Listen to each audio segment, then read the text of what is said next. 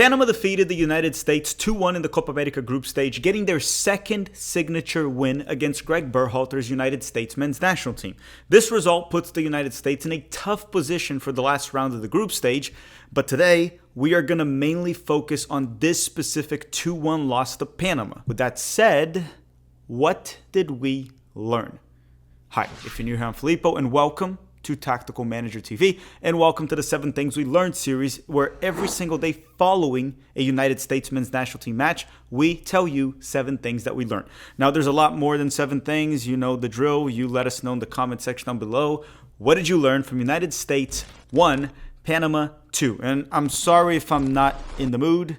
Well, I am in the mood. I'm in a bad mood. We will release this Saturday the match preview for the United States versus Uruguay game, and there we will dive into the current situation of the group, the odds of the United States actually qualifying. I mean, we are still in it. We're in big trouble, but we could still qualify. And we're going to dive into that on Saturday. This episode, as I said, we're going to just talk about the loss to Panama, the 2-1 loss. And if you want to hit the like button for this video, I would appreciate it. If you don't, that's on you. There's nothing I can do about it. Thank you everyone that joined our Patreon. And this video is brought to you by Underdog Fantasy, but more on that later. I don't feel like talking about that now. So let's roll the intro and let's go to lesson number 1.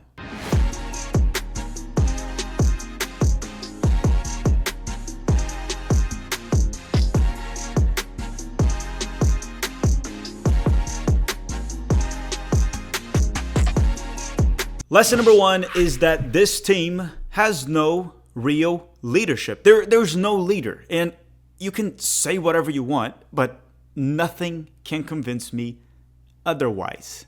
Every single time that shit hits the fan, we look lost. That is on everyone. Players, coaching staff, federation. There is no leadership. Anyone that says otherwise is full of shit. There's no leadership to get this team through any adversity. Every time, almost every time this team bends, it breaks. Against Trinidad and Tobago away, Colombia friendly, the Dutch game in the World Cup, the Germany friendly, and then this game. Tim Weah does something stupid, gets a red card. We never know how to respond to adversity. There's no leader, there's no one to push this team forward. And I'm talking about everyone, the players, the coaching staff, everyone. I'm not just blaming Berhalter, I'm not just blaming the captains, which would be Pulisic, Tyler Adams, whatever. Maybe you disagree with me, but again, it's pretty freaking crystal clear at this point. Lesson number 2 is that this team needs a coach that they respect. Not necessarily a coach that they feel comfortable with and they're best friends and they watch Grey's Anatomy together and they drink their latte with cappuccino. Not that. They don't need that. They need a coach that they respect and honestly, that they fear.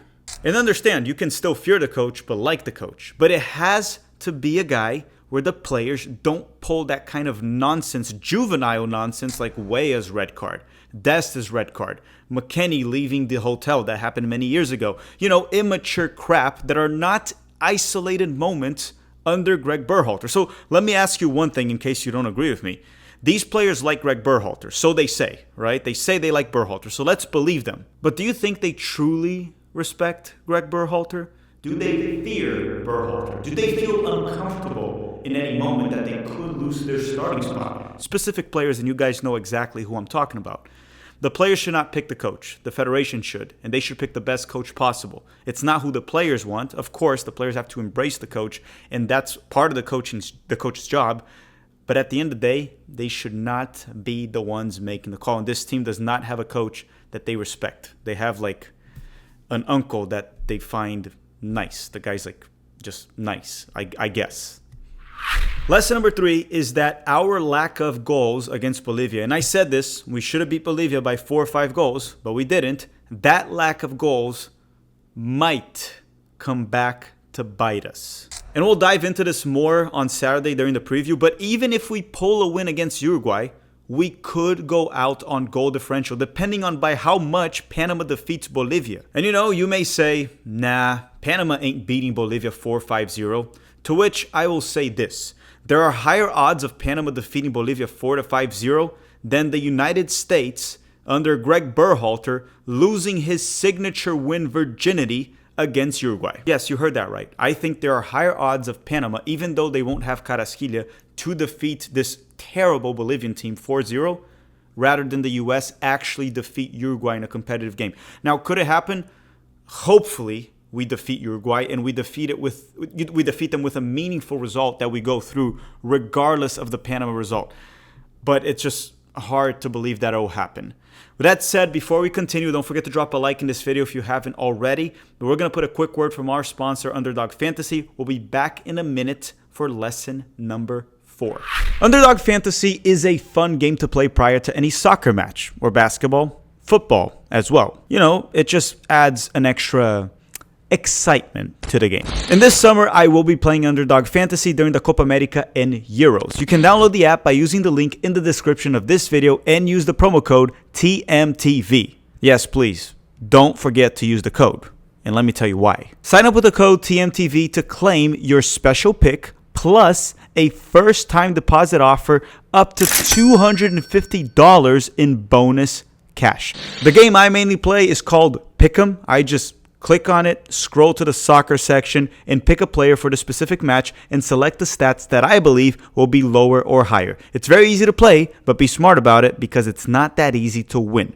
I'll also be playing some Underdog Fantasy during some match live streams during the Copa America and Olympics, posting my picks on X and Instagram, so you must stay tuned for that as well. And once again, I'm a professional hater, so usually I pick anything that will have me rooting for the downfall of that player.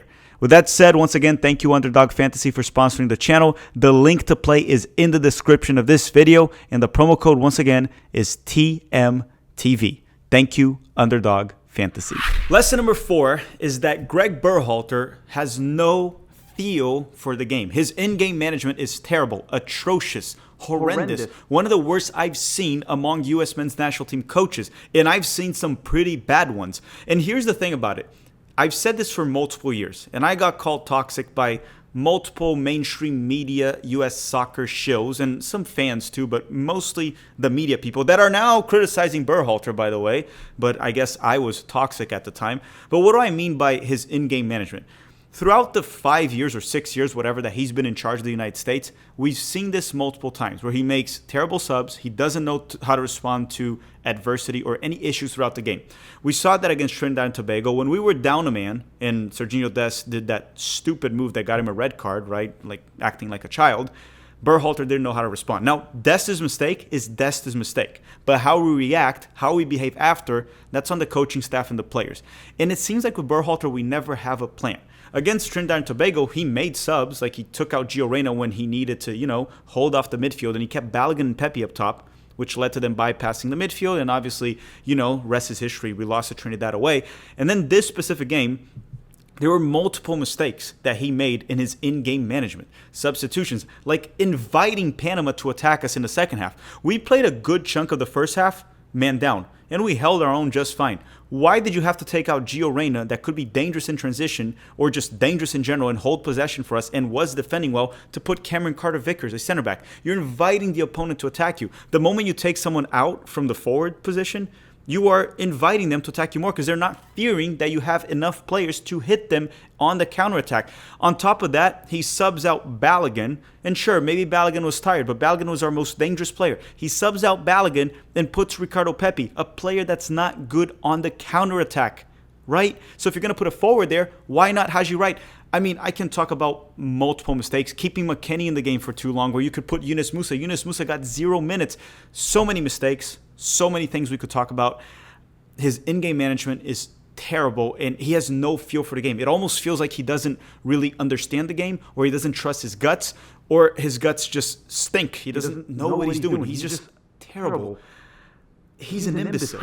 Lesson number 5 is finally a positive, and that is following Balogun. You know what? He shut up a lot of people the past 2 games. This one specifically, it was a great performance. Not just a goal, he played very well. He was by far our best player, probably the only good performer alongside Joe Scally. As I said multiple times in the past few months when everyone was calling me a Balogun shill, a Balogun apologist, he is our best 9, and it's not even close. Ever since we recruited him, he has been our best 9, and he continues to be our best 9. He's one of our best players. So one positive from this is Balogun is finally getting the respect that he deserves. He's playing well for the national team. He has 2 goals already in the Copa America. And then now people will be more patient with him when he drops a stinker here and there. Hopefully he catches good form for his club after the summer. But he's a tremendous player, and that's what I wanted to say. He's clearly our best 9. And I know some of you may disagree with this, but it's honestly not close.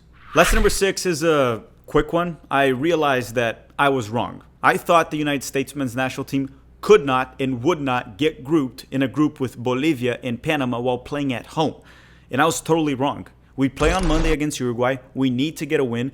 And there are realistic odds of the United States getting grouped, getting eliminated in the group stage. I wouldn't even say realistic odds. I think the most likely scenario is that we do get grouped, unless you think Greg Berhalter will finally get his signature win and defeat Uruguay under Marcelo Bielsa. Now, if we do get grouped, then he needs to pack his bags, go away, go collect his unemployment benefits. He needs to be fired, which is the most likely scenario. Again, we could beat Uruguay. I hope we beat Uruguay.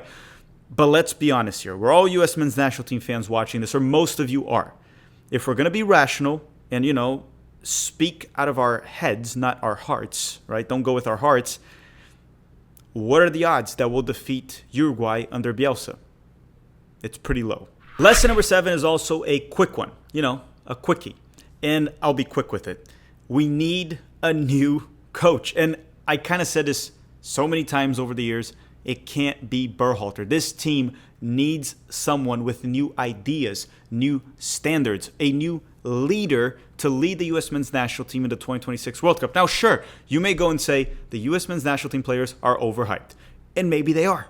But there's only one way to find out. You get a new coach, and if the results are the same or worse, then maybe they are overhyped. But it's hard to know because we have the same imbecile in charge. That's all I have to say. We need a new coach. I don't have to expand upon that. I've talked about this multiple times throughout streams, videos, and I'm not going to keep repeating myself. Now, before we close the video, because we went through the 7 lessons, there's one thing I'd like to say. I am going to probably be more toxic than ever. They've called me toxic multiple times, the mainstream media guys on Twitter, some of the Berhalter fanboys and MLS shows. And now a lot of them are also criticizing Berhalter, as we are seeing. So again, don't forget who they are. I will not forget who they are, and you shouldn't as well. Oh, and I can assure you that if we get grouped on Monday, probably Berhalter won't get fired on the spot, but you should probably expect a lot of rants from the people that have defended Berhalter's hiring over the years. They'll do rants because, they just kind of stick their finger up and they see where the wind blows, and then they go with it. So now it's time to hate on him, they'll do it. But when it wasn't time, or when it was actual time to criticize Berhalter because he shouldn't be the U.S. men's national team coach, they weren't doing it. They were too busy blaming the fans, so you and myself. We're all toxic. Right, everyone, thank you very much for watching. Don't forget to drop a like before you go. And on Saturday, we will be dropping the United States versus Uruguay match preview. And then on Monday, the live stream for the game.